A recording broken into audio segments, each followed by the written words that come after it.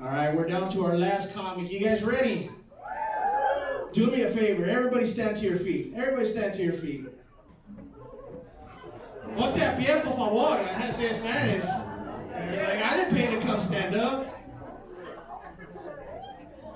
All right, the reason why I want you guys to stand up, I want you to give it up to our U.S. Army veteran in the house tonight. Our closer, give it up to Joshua Higuera.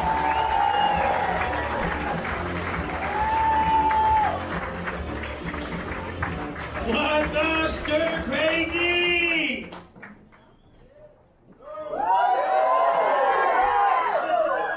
I'm like, bitch, let me sit down first. Let me sit the fuck down. God damn. This dude's taller than me standing up and I'm on a fucking stage, man. Fuck you, bro. I'm excited to be here, though, man. Thank you guys for coming out. Give it up for all the comedians you guys see tonight. Give it up for yourselves. You guys could be doing anything in the world. You decided to be here, man. That is awesome. That is amazing. From the bottom of my heart, thank you so much, man. Because I drove 7 hours to get down here, bro. And I'm a little dude. 7 hours for me is a lifetime. Because that's 7 hours of sitting in a child's booster seats. Being a little dude is hard, bro. Where my little dudes at? Damn, like hell yeah, man. I'm surprised there's so many. Usually they're just like, oh, never mind, I'm not little. Where my single ladies at? So, ma'am, do you like little dudes? Right, look at, she's like, no, fuck no, I want a big masculine man. It's fucked up, man, because women think that because we're little dudes, that means we're little everywhere. And you guys, that's not the case. Because I've never had anybody complain. But then again, I've never had anybody come back either, so there's that.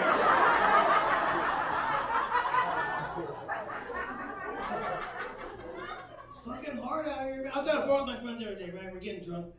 My boy looks across the bar and he's like, man, that chick over there, she's hot, bro. I was like, yeah, she's all right. He's like, no, bro. Like, she's so hot, I would take her home and lick her toes. And I'm like, all right, dog, whatever.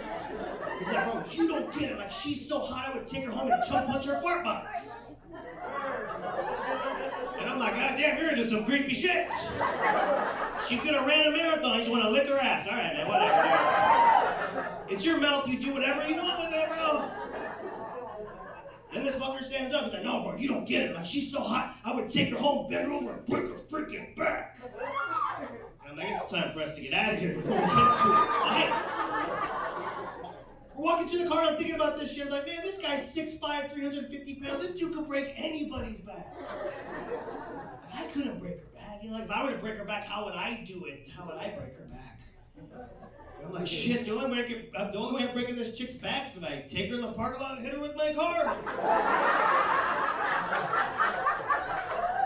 And I drive a Prius, you guys, that shit hard.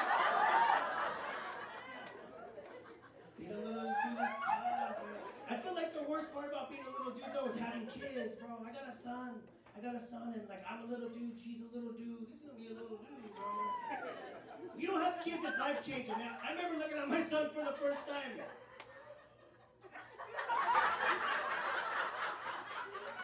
I don't know what she's laughing at right now. She's just, what are you smoking? I want some of that shit. Wait, are you the one that got mad earlier about the guy that was cheating when he was hunting and shit with a grenade? She's a little slow, guy. Just don't mind her. She's good. She's fine. If you don't have kids, bro, it's life-changing. I remember looking at my son for the first time, bro. I'm crying because it's emotional. You know, I'm like, oh my God, you're so fucked. You're ugly just like your mom. I'm excited though, man. I'm excited for when he's in 5th grade and we're sharing clothes, bro. Like, I'm not gonna hand clothes down to my son. He's gonna hand him a tree when it doesn't fit in him anymore. It's gonna be dope, man. We just got done potty training and he doesn't have no accidents, none. He does so good. But now he goes poo-poo on the side of the house where the dogs go poo-poo. That's where it started, bro. I took him to Applebee's 2 weeks ago. I'm like, shit, where did Xavier go? He was on the other side of the table. He's under the table just shitting right there. like, son, what do you do? Where'd you learn that? He's like, Mama does it all the time, Dad. Mama does it all the time. I'm like, God damn, man. He's cool. He rides a little dirt bike and he's fast, but a couple weeks ago I busted his chin open and taken him to the doctor. Like 15 minutes go by and the doctor comes out with my son. I'm freaking out. You know, he's like, Mr. Higuera, no, relax. Everything is okay. I've been doing this for 35 years and this is the first time I've done a procedure on a child this age and they didn't cry. It's like he doesn't feel pain. Congratulations, you got a tough cookie on your hands. We're walking to the car, putting him in the car seat. I'm like, yeah, he's a badass like his dad, fuck yeah. He doesn't cry. He doesn't feel pain. And I'm thinking deeper into this shit. I'm like, oh my God, he shits on the side of the house. And an Applebee's, oh my God, I got a future serial killer on my hands.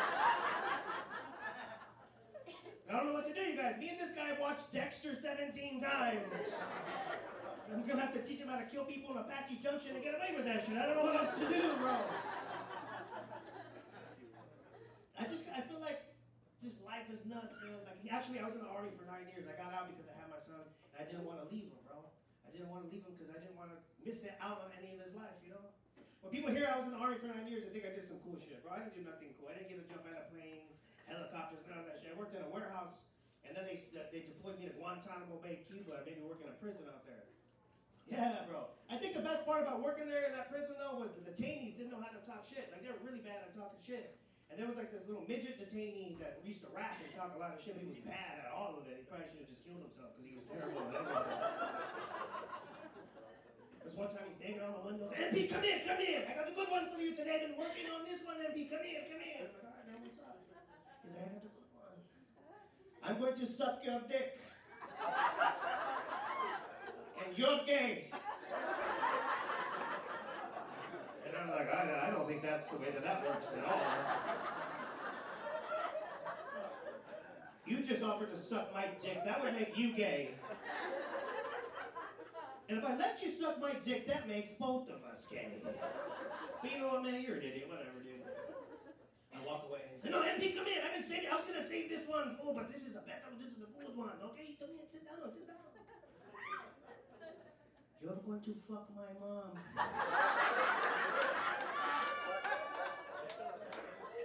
And you're going to be her bitch. And I'm like, bro, what the fuck just happened right now? I've been deployed for 9 months. That's a 2-for-1 special right there. Let's do this shit. You got a picture of her mom. She got an OnlyFans. Tell me her story, bro. Crazy, man. Actually, after I got out of the Army, I got a job working in a prison here in the States. And looking at me, what says that I can work in a prison, bro? Like, you kick my ass without even trying. But I'll get some licks in, bro. I would cheat. I'm gonna let you know that right now. I would cheat. Because I will punch you in the dick. I'll kick you in the dick. Bro, if I have to, I'll bite it off. I walk out there with your dick on my shoulder, like, what's up now, bro? What's up now? I actually left the prison last July, and I'm free now. I get to do comedy full time. I appreciate that. I hated it because the staff members like to do weird shit. Like if an inmate made a staff member mad, the first thing that they would do is they'd strip out the inmate. For those of you who know what stripping out an inmate means, it means you get them completely naked, and you're supposed to search them for contraband. But these fuckers wouldn't do it to search them for contraband. They would do it to belittle them or put them down. And to me, that's weird, because this guy made you mad. And the first thing we're gonna do is get him completely naked. It doesn't make any sense. There's something like, what if he pulls out his dick and it's bigger than mine? Then I'm gonna be demoralized and put down, bro. There's so much other stuff we can do to this guy. We go into his cell, we can take stuff that he doesn't need. We can fart on his pillow. Think about it. I go into his cell, I fart on his pillow, I put it back. This fucker doesn't know. He goes to sleep, he wakes up with pink eye. He's gonna know not to mess with me again. If they really made me mad, bro, I would take their porn. Yeah, I would exchange it with a bunch of random pictures, like pictures of fruit, of animals, of dick pics. So moral of the story is I had a pocket full of dick pics in my work bag on standby in case somebody pissed me off. Did you guys know that some people are designated to carry a knife in their butt in prison? Yeah, bro. Some people are designated to carry a knife in their ass. This is the guy you least expect. This is the guy doing blood beats on the yard with his homies and shit. With a 7-inch knife up his ass. That's crazy to me. That's nuts, bro. I ever went to jail, like, I'd be the guy that had to get the knife in the butt, you know? And I wouldn't fit in with the paisas because I don't speak Spanish. I wouldn't fit in with the Southsiders because I'm not a gangster. So they put me with the vegans in the corner or some shit. So one time I'm a mandatory overtime. I'm 14 hours into the shift, and my partner next door calls me over and says, hey, I need you to come help me strip out this inmate. And I'm like, all right, cool. I knew the inmate, so I was like, hey man, I don't want to be here. You don't want to be here, let's just do this shit. He's like, Seal, I like you, so I'm going to be honest with you. Just give me a second. This fucker turns around, squatted down, and pulled a 7-inch knife out of his ass. And reached back and tried to hand it to me. And I'm sitting there like, bro, that's a toothbrush. That still has the toothbrush bristles on it. What the fuck? How did you, what? I have so many questions. Wait a minute, hold on. I don't give a fuck. I go home in 2 hours. Fuck that. Put that thing back in there. We will deal with this shit tomorrow. That's too much paperwork right there. Fuck that.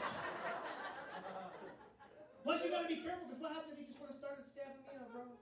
Stabbing me up, I'm gonna be sitting there bleeding out on the floor, thinking about my life, thinking about my son. I'm like, oh my God, they're gonna give all my belongings to my son.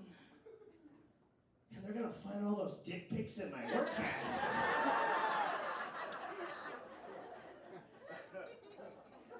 I'm a little bit fucked up, man. I am. I'll admit that. But it was my dad. My dad set me up for failure. That's why I ended up joining the army, to get away from that fucker, because he was crazy, man. He was a good dad, but also a terrible father at the same time.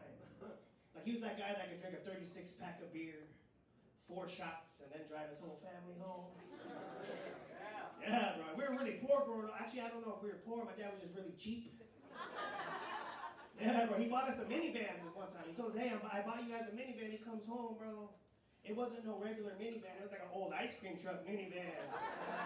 And he spray painted gray. You can still see the rocket pop on the back of the van, bro. All 5 kids had to lay in the back of this van as my dad drove us home drunk. And one time I get mad, I was like, Dad, you could kill us back here. You shouldn't be driving like that. He stops in the middle of the road, opens up the doors like, Joshua, don't ever disrespect me again. And when have you ever seen me drink and drive?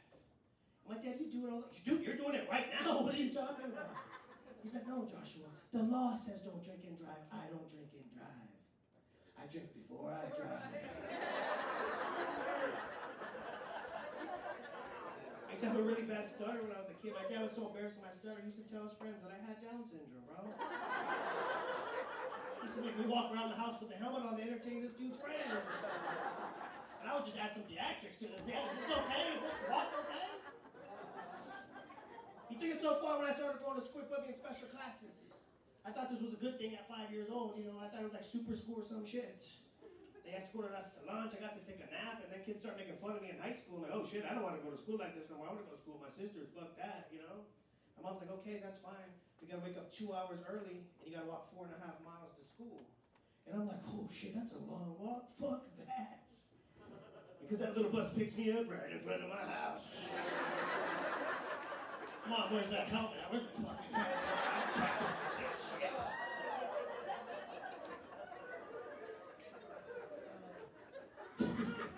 I feel like as a parent, though, all we gotta do is be better than our parents, bro. That's it. That's all we gotta do. Like, I'm never gonna leave my son at home by himself, ever. I'm never gonna leave my home by himself. Because my dad used to smoke so much weed that he'd forget about us for like 2 weeks. We'd have faucet water, peanut butter, and saltine crackers, and that's how we survived, bro, for 2 weeks. But as I got older, I got smart, so I'd sneak into their room when they were gone, right? I'd unlock their bedroom window, snoop around my dad's room and shit. One time I seen some movies in the top drawer. I seen Thomas the Train, Little Giant sitting right there. And I was like, oh shit, Thomas the Train, that's dope. I put it into the VHS player. You guys, I mean, it wasn't Thomas the Train. There was a train, but not the one you guys are thinking. There was a guy on the bed with the stiffy just laying there. And I'm like, oh shit. This is porn. This is what my friends are talking about at school. I'm 13 years old. I'm getting excited. I tell my little brother, stay right here. I'm going to go make some popcorn. Bro, I'm in the kitchen making popcorn. I just hear my little brother yell, oh my God, it's Mom. Yeah. Bro, I thought she came home early from vacation, so I look into the driveway. I don't see her car, bro. I don't see her car. Where is she? He's like, Josh, she's on TV. I'm like, oh shit, that is Mom, what the fuck? Those are Mom's titties, what the fuck? Why do they look like that? But I've never seen seen porn before, so I was so curious and I couldn't stop watching. I kicked everybody out of the room, I locked the door, and I watched that bitch for another 5 or 10 minutes, bro. I think the worst part about that whole situation, though, is for weeks, being 13 years old, for weeks after watching this video, the only thing I could think of is like, man, I wish somebody could suck my dick like that. Oh, relax, you guys. She was my stepmom. No blood relation. No blood relation. And then I'll have t-shirts after the show that say, short guys need love too. I got some veteran t-shirts. You guys know a vet if you are a vet. Yeah, I'm on Instagram at jh.comedy, man. Thank you guys so much, bro. I appreciate you. Give up for the host,